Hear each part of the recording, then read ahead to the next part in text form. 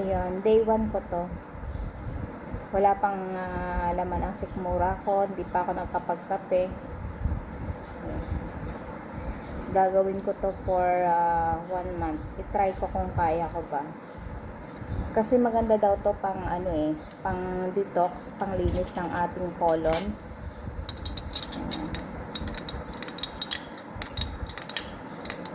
I-try ko nga. Kung okay naman sa pakiramdam ko, tuloy-tuloy ko. Kasi wala naman. Mga organic kasi to. Yung olive oil ko, organic yan. Virgin olive oil. Ayan. Tapos isang lemon.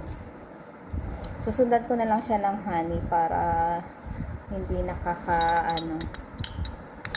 ako ng honey tsaka warm water.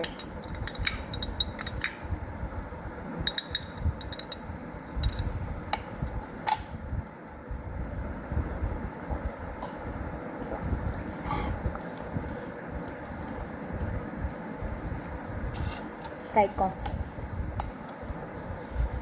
Dapat dire-diretso lang yung pag-inom mo. Tapos meron ako ditong mainit na tubig. Lagyan ko na lang siya ng lemon tsaka honey.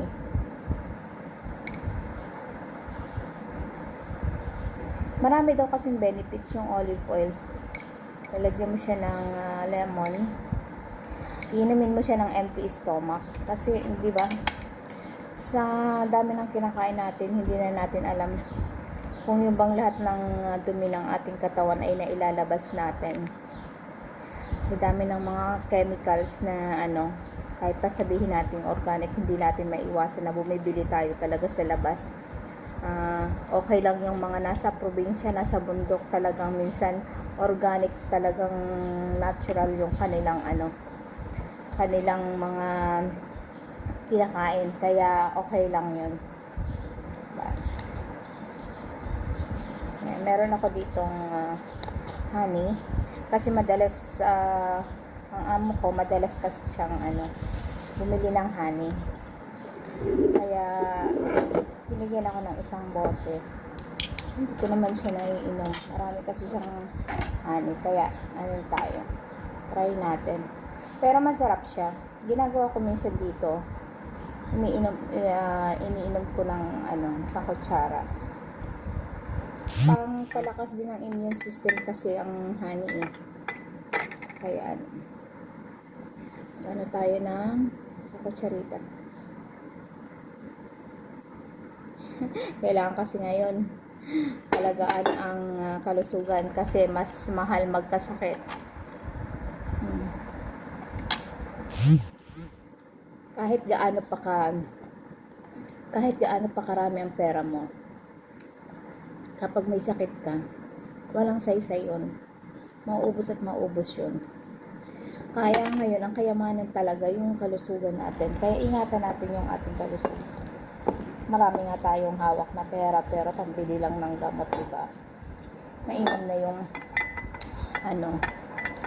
na yung maganda ang ating kalusugan. Ito, lemon with honey, hot water, para tuloy-tuloy. Diba? Maraming naka-stack sa colon natin. Ngayon kasi karamihan na sakit yung colon cancer.